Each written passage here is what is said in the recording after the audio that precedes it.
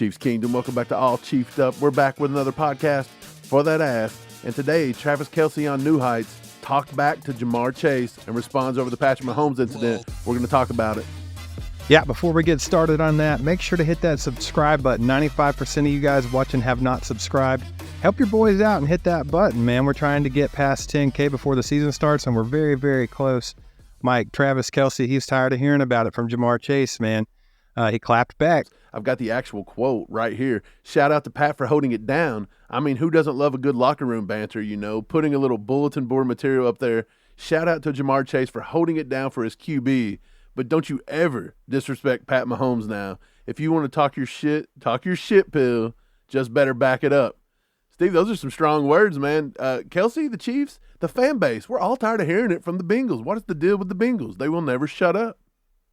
It's just what they do. They have nothing else. I mean, it's not like they have any rings to show or anything like that, so they have to just talk a lot of trash and make themselves feel better about themselves. You know, it's self-reinforcement. Like, maybe if I talk enough trash, I'll feel like I'm important. But let me just go back just a little bit to that quote.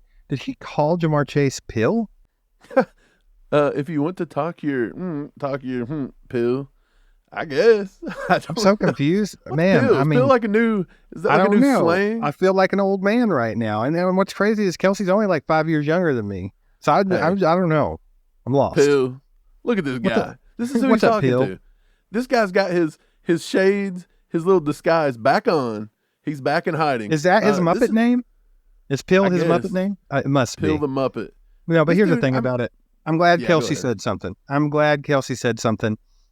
You have to.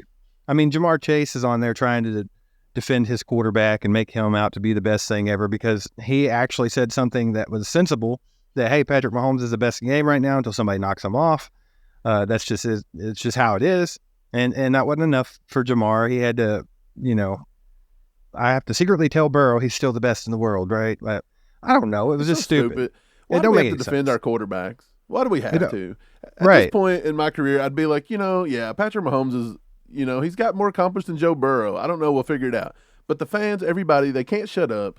We're bringing them back out. They've got to shut up. Give them the binky. They've got to shut up. They got to get the Bengals binky. It's time. But I think it's great that Patrick Mahomes, he does what he does. He buries him. He bodies him. And then Travis Kelce comes in and just like elbow drops him from the top rope while he's down. He said, Jabroni, know your row, shut your mouth. They're just all stirring the pot. They're stirring the pot and they're building it up. By the time week 17 gets here, it's going to be an absolute show. That's what they're going for. Like, everybody's going to be so ready to see that Bengals and Chiefs matchup, and it's on New Year's Eve, I believe. So, I mean, They're just building it up. They're building it up to be a big thing. And honestly, by then, I could see the Chiefs being, sitting in the driver's seat to the number 1 seed in the playoffs and the Bengals fighting for a spot in the playoffs. So it could have a lot of implications. Hey, I think the Bengals are going to have a little down year this year. If they miss the playoffs, wouldn't surprise me. Tear me up in the comments because I know y'all watching Houday. I know you're always down here creeping. How beautiful would it be if that karma just rolls back around? They gotta be humbled sometime. They've yet to win anything other than a regular season game or two, and all they do is talk smack. So, I mean, maybe this is the year that they're like, crap, we're still the Bengals. They're always third place in the AFC. They're always behind the Bills. The media even puts them behind the Bills. The Bills can be imploding. They're behind the Bills. It's hilarious. Speaking of talking trash, Chiefs wide receiver Kadarius Toney shows the middle finger with his Super Bowl ring on to everybody in New York after the Giants traded him to KC. Steve, Kadarius Toney, look at this. That's says, beautiful. I got the Super Bowl ring coming through this finger right here.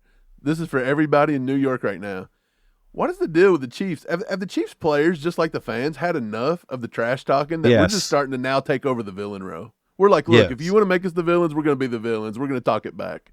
Mike, we had an entire video about this probably close to a year ago where the Chiefs just have to accept it.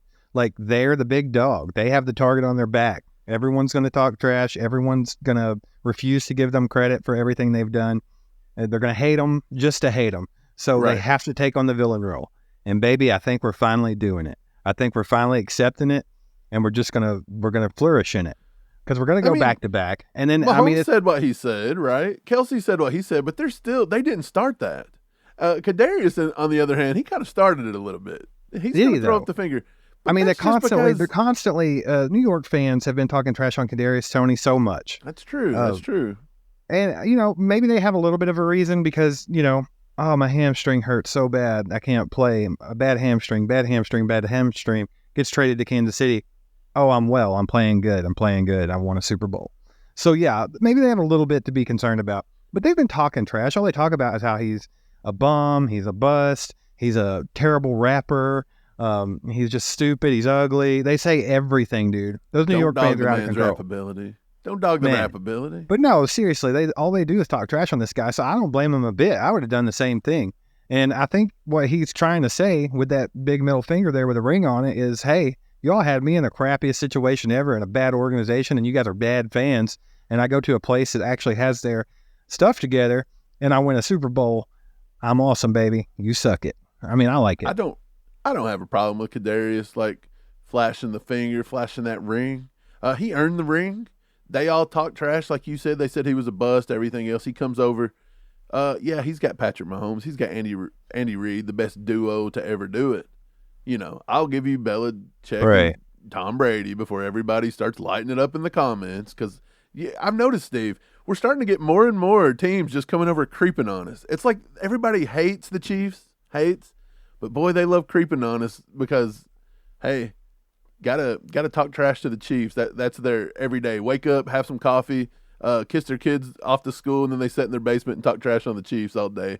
That's what the world's become. They're the team to hate. They're the team to hate. And like we said, it's about time they take over that villain role. And I hope they run with it, man. Just keep doing what you're doing.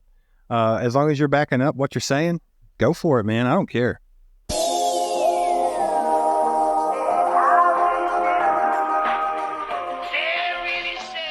That time's yours. Time's going out to the Chiefs Kingdom in the comment section or the trolls in the comment section. Either way, if you want to be featured on this segment, just leave us a comment down here. We're going to bring it up. First one we're going to bring up today, Chiefs Fanatic 1931. He said from the last episode, I love the D-Hop talk again. Let's not give up hope. Steve, a lot of people said, we're tired of talking about D-Hop. The Chiefs don't need him. The Chiefs don't need him. But you got a big group. And I think the group, 90% of the group, Chiefs Kingdom, wants to continue talking about D-Hop. They would like the idea of D-Hop coming to KC. Do you agree with Chiefs Fanatic 1931, or are you on the side of let's stop talking about D-Hop? No, I mean, it's definitely something to talk about. I know everybody's tired of hearing about it. The group that don't want D-Hop is especially tired of hearing about it. That's just because I think if you don't want D-Hop on the team, you're just like a bitter old man. You're just angry at life. Because why would you not want to improve your team? Like, I understand the financial part, but guess what? Brett Veach knows the Chiefs financials way more than any fan does. Okay, so if Brett Veach thinks it's okay to pay this man and bring him in here, it's okay to pay that man and bring him in here. He's the best in the game. He's the best. Somebody told me in the comment section, they said, Steve, quit talking about Brett Veach this, Brett Veach that, Brett Veach. This is all Clark Hunt. Clark Hunt's the one who makes these decisions. What are you talking about? Clark Hunt don't go out and sign nobody. General manager for a reason. Brett Veach is in charge of this bad boy. And like I said, if he thinks it's okay, then you should think it's okay. And the thing about it is, anytime you can improve your team, you want to improve. You can't not be improving your team, or you're dying. You're in the NFL. Teams are gunning at you. We just talked about how the Chiefs are the big dog. The target's on their back. If you're not getting better, you're getting worse. That's just how it is. So if they can bring D-Hop in here and take our offense to the next freaking universe, I mean, come on, man. We're going to be in the stratosphere with that guy on the team. So yeah, I'm excited. Hopefully they still get it done. Comment number 2, Lucidity 910. If we get D-Hop and he and Toney both stay healthy, they might as well give us those trophies now. The Super Bowl ring number 3 in the Mahomes era. Do you agree? If D-Hop comes in, Toney stays healthy? I don't even know if Toney has to stay healthy. Yeah. Well, here's my thing about it. I mean, nothing's guaranteed. It is the NFL. And I mean, anything can happen in a given week. You can have the best team in the league and you can have the Bengals beat you. I mean, we've seen it. Things happen. But, I mean, with D-Hop on the team, like I said, it puts your offense in another stratosphere. Who am I double teaming? Am I double teaming Travis Kelce? Or am I double teaming D-Hop? Oh, crap. Kadarius Toney just went for 100 yards and 2 tutties on us. Like, man, it's going to be nasty. Scott Moore caught 15 balls underneath and destroyed us. That's the thing, man. Yeah, there's some truth to that. Like, if the Chiefs they don't get crazy. They get D-Hop in here. They stay humble. They put in the work, and they play hard, and they play well. Yeah, I agree with that statement. The Chiefs are going to go back-to-back, and D-Hop's just like a little cherry on top. I agree. Comment number 3, Bruce Bulby, 7261. Cooper Rush is underrated. What in the world, Steve, did we talk about in the last episode that would have sparked some guy saying Cooper Rush is underrated? Did we talk about Dallas or Cooper Rush ever? What are people watching? I don't know. If you're Dak Prescott's backup and you haven't won that job yet, you're probably not underrated. Right. Chances are you're just not all that great. That'd be my guess. Talking about Cooper Rush? Why did I bring up the comment talking about Cooper Rush? That's the better question. Why? Because I think that just goes to show what the next comment does. I don't know what people are watching when they watch us, Steve, but they don't watch what we say and they don't listen to it. Zachariah, the Amish man, 8917 says, you said that Clyde was 100% going to be traded. I don't know what Zachariah is talking about, but I don't think me or you have ever uttered the words that he will 100% be traded. I'm pretty sure that guy's a troll, because in that episode that he commented this on, there was a 2-minute clip of us talking about how we didn't think Clyde was going to get traded, but it's a possibility. So, I mean, he's obviously trolling. No one cares about that Amish man. Let's keep it moving. You know who it is? I think it's this guy. Man. He's come over. I hate his face. I don't like this bald Lamar. Doesn't he look kind of like Samuel L. Jackson a little bit? It grosses me out. I don't that like movie it. with Christina Ricci. I'm pretty sure that they're related. I think Samuel L. Jackson is Lamar Jackson's biological father. Right. I'm pretty sure. Gary Wright, 8457 said, y'all have a big hand. I'm going to read it like I think he wrote it. Y'all have a big hand in pushing the hate on Clyde. It's all you talk about. It's all we talk about. Steve, how many times do we actually talk about Clyde Edwards-Helaire? Well, I mean, the last time we really talked about it's usually when someone asks about the running back room, right? Because, right. I mean, if you're talking about the Chiefs, running back. Talking about the Chiefs running back room, a lot of things could happen this offseason. I mean, that's all there is to it. Clyde could be traded away, possibly. He's on his contract year. We know this. We've talked about it. Did you just say he would 100% be traded away? He's 100%. Probably, maybe, could possibly be traded away. All those words. All that means 100% now. No, but the thing about it is, we've talked about this over and over again. Clyde is Clyde. If he's here, he's going to get the work, and he's probably going to perform unless he's hurt. And actually, the thing about him saying that we bring the hate on Clyde, I'm pretty sure, like maybe a couple episodes back, it was literally us talking about, should everybody be that mad at Clyde? Because, Clyde... Yet again, nobody listens. It's like, remember we talked about the story with... when he got to the Super Bowl, he practiced for the Super Bowl and he didn't get to play because they didn't even send his uniform. And then he just had a prior commitment, and that's why he didn't go to the Super Bowl parade. It's like, should everybody still be mad at Clyde when you hear all this? We talk about. Dude, let me tell you something. We would never bring up any negativity towards Clyde. Clyde kind of does it himself. Let's be honest. The dude skips the Super Bowl parade because he wants to go walk in a fashion show. Come on. The dude's out here riding on little tiny horses. He's dressing up like a cowboy and riding on the little 1-foot horse, the baby horse. Clyde. I like Clyde. I think he's probably a pretty good dude. From everything, all indications from all the interviews and everything, I think he's a pretty cool guy. And I even like. But if anything negative comes from Clyde, does he not kind of push it on himself? It's not like we're just making it up and fabricating it. Well, I mean, it's them not understanding perspective. Like, okay, It might not be a big deal to you that you didn't go to the parade because you had a prior commitment, but you have to remember there's like 3 million Chiefs fans in the United States out here wondering what you're doing, right? And I might be shorting it.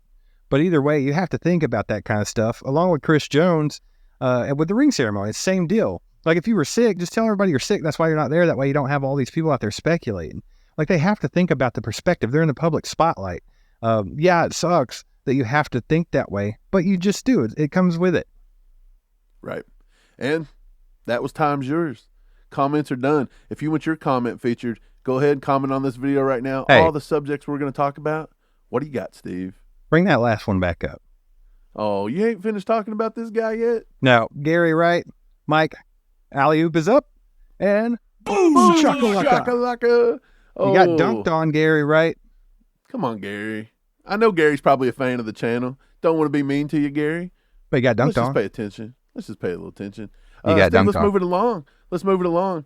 A lot of people asking us about this. Tyreek Hill. The victim is now willing to press charges against Dolphins wide receiver Tyreek Hill, an alleged assault battery, says the police. This was reported by South Florida News, NBC 6. A lot of people asked us. They said, what do you think about this story? What is it? You said it a few weeks ago. Tyreek Hill would smack his own mom if it meant that people would watch his podcast. Or Steve, get him some attention. In the atmosphere, he didn't smack his mom, but he smacked the captain of a boat down there.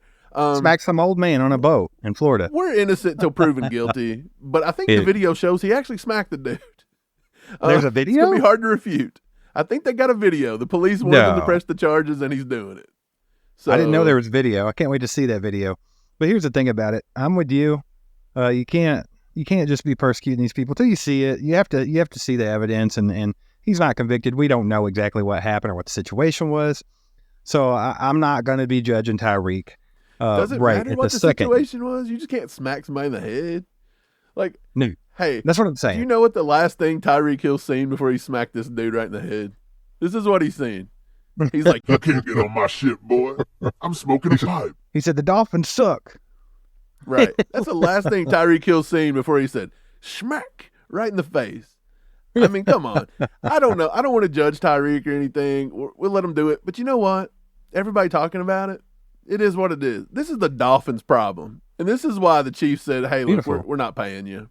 Aren't the Chiefs in such – like, it's funny because everybody freaked out when Tyreek was traded from the Chiefs, but aren't the Chiefs in a much better situation now than they were then? Like, I feel like we are. Yeah, I mean, I don't think our wide receiver room has struggled with the Tyreek Hill position. I think it's still that X, and Tyreek Hill was not the X. So I think we're fine. Can Chiefs Justin Reid establish himself as one of the NFL's best safeties in 2023? Chiefs wire Charles Goldman. Steve, we talked about this the other day. We called him a possible breakout player on the defense. We said that on the offense we had MVS, Sky Moore, things like that. Justin Reid come out to say this quote. Even with the personnel change, Reid told reporters he's feeling much more confident in his own role executing the defense than he did a season ago. And he says, the confidence, he says, I see myself as a play caller on defense. I enjoy the X's and O's, the checks, really getting everybody situated and put in the best position. Then playing different roles from strong safety to free safety to the dime linebacker to sometimes even kicker. Having confidence in those roles and not having to be out there and think.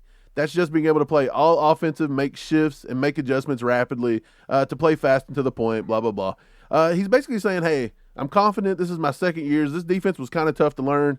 I've got it.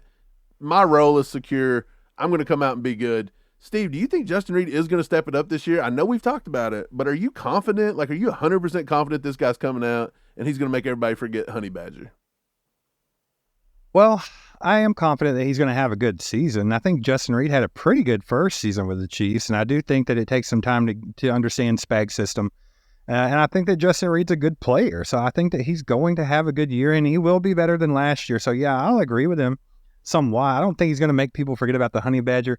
Honey Badger's one of those guys that there's going to be a big chunk of Chiefs Kingdom that will never let go, right? He's got that cream huntness to him where somebody they just won't let him go. Like, I mean, the Honey Badger led our defense to a Super Bowl, and he was a big part of it, and everybody loved him. He was a great player.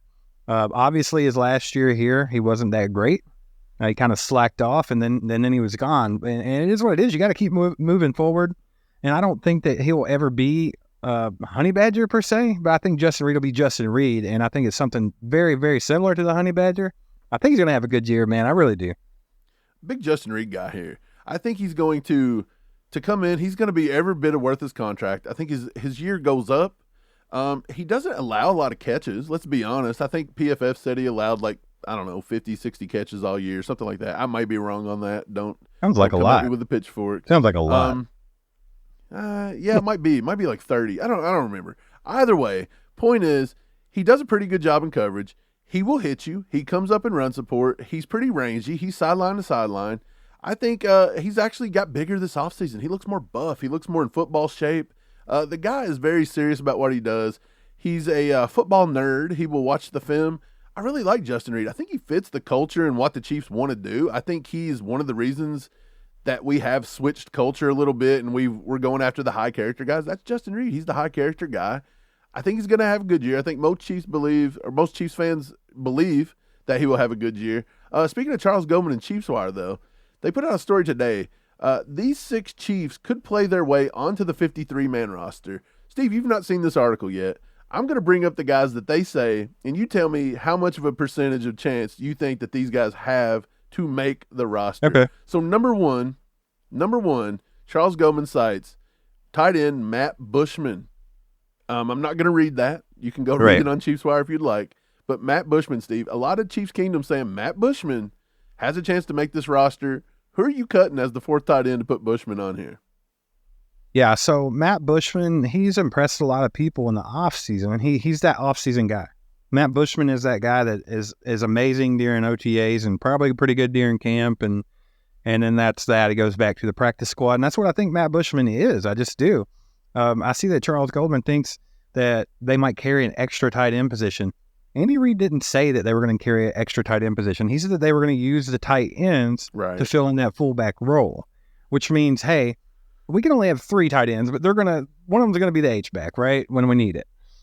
That's all that is. Yeah, you're not just taking an extra Why would you ever put end? 5 tight ends on a team? That's insane. So, no, I don't think Matt Bushman makes this squad. I don't see any way around Travis Kelce, Blake Bell, and then you got Noah Gray and Jody Fortson. I mean, there's no way he's beating out any of those guys to make this roster. I just don't see it. Yeah, I totally agree with that one. So what's your percentage Matt Bushman makes the roster? 0. Percentage for me? 0. Not even the 10%. The only way he makes this roster is if Blake Bell has to have another surgery or something. I mean, he's on a roll, so we'll see. True. But I just don't think it, man. I don't see this happening. I'm sure you're going to love guy number 2. I'm going to throw him up. DiCaprio Boodle. Go ahead to DiCaprio Boodle could play himself on this roster. Steve, you hate DiCaprio Boodle. You think he's horrible. He just says go to the next one. This is the stupidest thing I've ever read. All right. John Ross. He says John Ross could play it on there. He has elite speed and quickness. I would give him a better chance than the other 2, and only because of special teams abilities. But, I mean, with his injury history and the competition in that wide receiver room right now, with them talking about maybe signing a D-Hop to the team, John Ross's chances are not great either. So, I mean, I would give John Ross probably a 10 to 15% chance of making this roster, and that's as high as it would go for me. I'd be willing to say 25, 30% possibly, but only if he carries out this high level that he's had the whole way, and to prove he can get through the injury history, which it's hard to prove you can get through the injuries. I think that's just going to be the downfall of his entire career. Another receiver, Amir Smith-Marset. This guy, to me, Steve, actually has a better chance than John Ross, and a lot of people don't even talk about him. I think Amir Smith-Marset, with his special teams abilities, actually probably has a better chance of making the team than John Ross, and people forget about him. Right. Amir Smith-Marset, a lot of people like this guy. I mean, his teammates love him. He does offer you the special team abilities. And, people just don't talk about him. They get talking about all these other wide receivers, and they leave his name out, and we're guilty of it just as much as everybody else because you just don't think about him. But, I mean, this guy is pretty solid, and I'm with you, man. I think he has a better chance than John Ross does of making this squad. I would give Amir Smith-Marset probably the 25 to 30% chance of making this squad right now. And that's about as high as I can give any of them that don't have a name like MVS, Sky Moore, Kadarius Toney at this point. Right. So out of the 4 so far, Bushman, Boodle, Ross, and Marset, we're saying Smith-Marset's probably got the highest chance to make the roster. Agreed. Number 5, Joshua Kando is on the list. He says he can play himself on. I think Kando's already done enough that Kando's not playing himself on unless Kando comes out and does 10 sacks in the 3 preseason games. I think Joshua Kando is either practice squad or they go ahead and cut him and get rid of him. I mean, it's been a failed experiment. Really I mean, it was a terrible draft pick to begin with. I didn't like it when it happened, and he's just not paid off at all. Like, this guy's not, you don't hear about him getting any better. I mean, it just is what it is. Like, he's on the DiCaprio Boodle level for me almost. Like, just go ahead and let's cut ties with it and move on. A lot of guys are saying he's injured. Do you see the little quote right there from right in the middle of the page? He was also a healthy scratch in all 20 games last season. He was healthy, and he couldn't get on the field. He couldn't get to the roster He's a healthy scratch. Josh McCaindo's been a bust. I don't know what he would have to do to get on this roster, but it's not looking good. I give Kando probably about a 5 to 10% chance maximum. 0. Steve's still at 0. The last guy, I kind of liked him. I liked him last year. We got a little bit of a hole at this position. Defensive tackle Matt Dickerson. Last year, he played very well in training camp and in the preseason. Tennessee? Did he play at Tennessee? Or I haven't mixed up. I was thinking it was UCLA, but I could be wrong about that too. So let us know in the comments. No, I don't know, man. I do remember you talking about him. You liked him going into the drafts and everything. Yeah, I mean, defensive tackle, that's somewhere where we don't have a whole lot of depth. So, I mean, he could definitely help. I think that Keandre Coburn is going to prove to be a very good player, a very good pick. Like, we've talked about that over and over again. If Turk Wharton can stay healthy, you got him. You still got guys that are hanging around like Danny Shelton and things like that. So, I'm sure I'm missing somebody. I haven't mentioned Derek Nottie, but we all know Derek Nottie will be there for this year. They signed him on that 1-year contract. But Derek Nottie could also be on the cut line as well. You never really know. I don't know, man.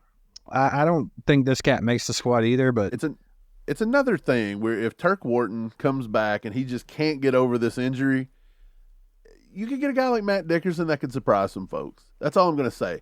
I think Smith, Marset, and Dickerson are my 2 favorites on this.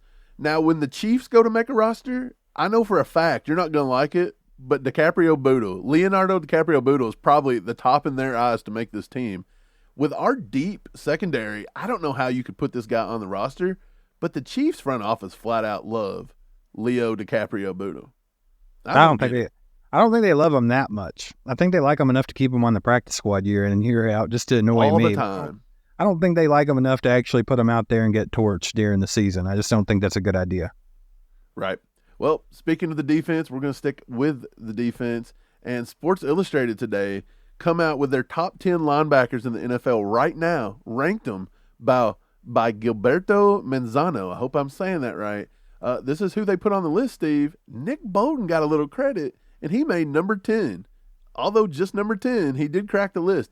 He says, you might not be familiar with the name, but you've definitely noticed the middle linebacker in the number 32 jersey flying around making plays for the Chiefs during the postseason games. Bolton flashed as a rookie in 2021. In year 2, he stacked 180 total tackles and the second most in the league. As a unit, the Chiefs' defense often gets forgotten. Bolton said himself that the defense doesn't get the respect it deserves. It's also time to acknowledge that Bolton is one of the best linebackers in the league. I just want to give a shout out to Gilberto Manzano. Gilberto Manzano, you're the man. Sports Illustrated's Gilberto. Give this man a raise. He finally figured it out. Nick Bolton at number 10, I don't like it. He should be higher, but I'm going to give this guy his credit for getting him on the list.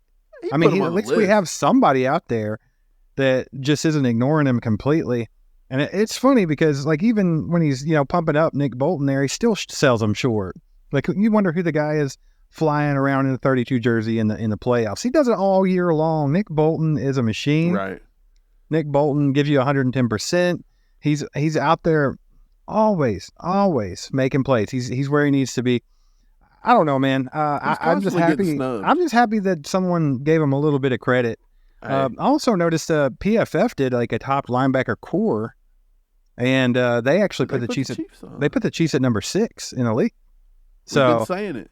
Right. The Chiefs defense, Steve, snubbed. Nick Bolton snubbed. He should have got the Pro Bowl last year. They snubbed him as usual. That should be his nickname. I'm telling you, I've said this. I said this a little while back, man. I think the year 3 for Nick Bolton is that year when no one can keep denying him. Like he's going to come out, play well, defense. And dude, they've got to talk about him. They have to. He's going to make it to where you cannot ignore Nick Bolton anymore. Right. The entire defense is going to have a good season this year. Justin Reid's coming on. Nick Bolton's playing at a high level. I think Drew Tranquill is going to be a big signing. I actually think all of our safeties and DBs as a whole are getting older. They're getting better. Our defensive line, we find out that nice little rotation. I think they can cause some havoc. We got to re-sign Chris Jones, obviously, but I think it's going to be fine. I think this defense is going to be top 10, and I think we can be a top 5 defense. Let's move on to this one. I found this one kind of funny. Chiefs tight end Travis Kelce's name has been submitted for an Emmy Award for his SNL performance. Steve, can Travis Kelce now add to the greatest tight end ever an Emmy Award? That's random and crazy. Like, who would even think this? And you know what's funny is I love Travis Kelce. I'm one of the biggest Travis Kelce fans in the world. I didn't even watch it. I don't like Saturday Night Live. I think Saturday Night Live sucks. It's trash. I didn't even watch it since like the Adam Sandler days. Like I said, I love Travis Kelce. I did not even watch this, so I couldn't tell you how he did or what. It is what it is. But I think it's pretty cool, though. I mean, Travis Kelce, he's just a bit of a celebrity these days. He's not just a football player. I mean, this guy's out and about. He's making a big name for himself. I mean, he's got a long career ahead of him after football because Travis Kelce is a guy that people just love him. They love him. People flock to him. He grabs everybody's attention. So, I don't know, man. I think it's a cool thing, though. Yeah, me too. I think Travis Kelce's going to add the Emmy. It's a long shot. He's a dark horse to get that Emmy. But if he does it, man, that's awesome. I'm going to bring this up for you. Games on the line, Steve. What is the most likely to happen? Mahomes completes a 4th and 30. Justin Tucker drills a 65-yard field goal. Nick Bosa gets a strip sack fumble for a touchdown. Throw that one off the list. Yeah. Like, what's the chances of that one happening? Yeah. Justin Jefferson catches a one-hander for a touchdown. Aaron Rodgers completes a Hail Mary. I'm going to say this. A lot of people say, hey, Patrick Mahomes. Justin Tucker. I think Patrick Mahomes is probably the third on this list, as in what could happen. I'm going to rule out the Justin Jefferson one-hand catch. We've seen Aaron Rodgers complete a Hail Mary thousands of times. He's done this probably 3 times, 5 times at the end of a game. I don't know if that's 1,000. But the most obvious is Justin Tucker drills a 65-yard field goal. That dude is a machine.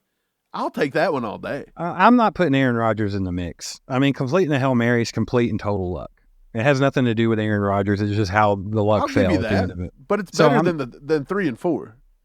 Yeah, if they wouldn't have put Justin Jefferson catching a one-hander, he would be up there.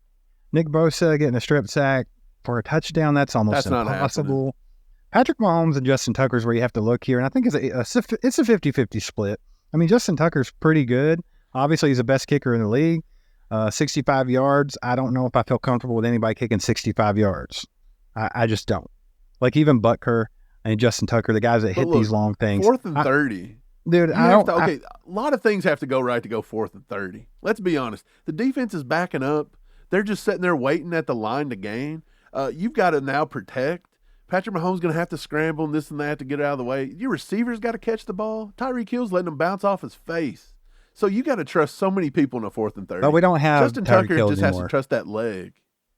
Well, I don't know, man. I'm still going 50-50 because I would almost lean towards taking my chances on Pat completing that 4th and 30 because he makes things happen. I'm not saying Pat can't do it. I'm just saying if I had to put my money on it, I think I'd go with Justin Tucker. What's Justin Tucker's highest kick? 65? Or is that the NFL record? I don't know. Let me check it. But I don't know, man. I'm with you. I think Justin Tucker's probably the safe route. But I think Patrick Mahomes has a pretty good chance of making that 4th and 30 as well. So obviously those two are in the league of their own on this list. Yeah, I agree. The Patrick Mahomes thing, I love it. But at 4th and 30, you got to trust that receiver. It's going to be, right. That's basically a Hail Mary, isn't it? Justin Tucker's kicked a 66-yarder before. It says Tucker owns 2 major NFL records for kickers, career field goal percentage with 90.5% and the longest field goal at 66 yards. Now I said gold. The longest field goal at 66 yards.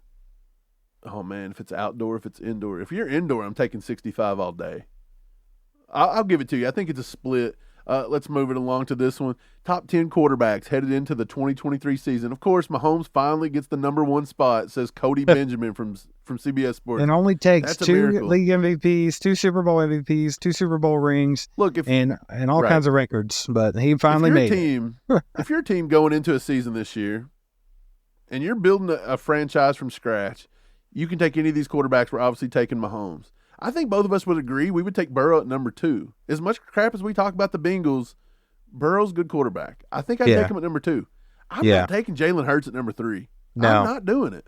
Not a chance. You taking? I'm taking Justin Herbert at number 3. Yeah, I would say Justin Herbert, or a sneaky pick is Trevor Lawrence. I think either of those guys would be really good for a franchise starting out. Yeah, I think Trevor Lawrence at 7 is kind of criminal. But to be honest, a lot of good quarterbacks in the AFC. Well, this is the NFC too, because so it's both. Josh Allen at 4. I don't think I'd take him at 4 either. I think I'd take Herbert at 3 I'm dead honest. I don't know if I would write off Aaron Rodgers. Just because they don't say how many years you have to have him. Let me do this. I think what I would do, it would be Patrick Mahomes 1, Joe Burrow 2, Justin Herbert 3, Trevor Lawrence 4. I'd put the old man Rodgers at number 5. Let's go ahead and slide in. Oh, man, this is tough. I'll go ahead and put Jalen Hurts. Hating on Josh Allen. I'll put Jalen Hurts and Lamar Jackson and Josh Allen consecutively right there from 6 Josh to Allen below 8. Hurts and Lamar Jackson. You got the running backs above Josh Allen. They're kind of interchangeable, right? I think Josh Allen has a better arm than the other two, but he's not quite as good of a running back as the other two. So I mean, it's kind of this is a lot of disrespect. Either way, it is what it is. But yeah, Dak. I don't even know if Dak makes the 10 list. To be quite honest about it, Kirk Cousins. Or after I'm not mad at Kirk Cousins. Before or after the Madden curse, Josh Allen. Before, I mean, they're already going in a spiral. They're in a death spiral. They've already hit the Madden curse. They announced it on the cover, and Stephon Diggs wants out. No, honestly though, I think Josh Allen he runs somewhere between that 6 and 8 spot for me. It is what it is. He's a choker.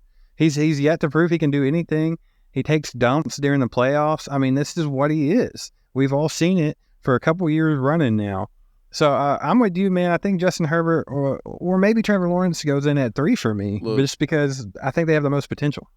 Swap 3 and 5, swap 6 and 7, swap 9 and 10, and I'm good. You're gonna leave Josh Allen at number 4?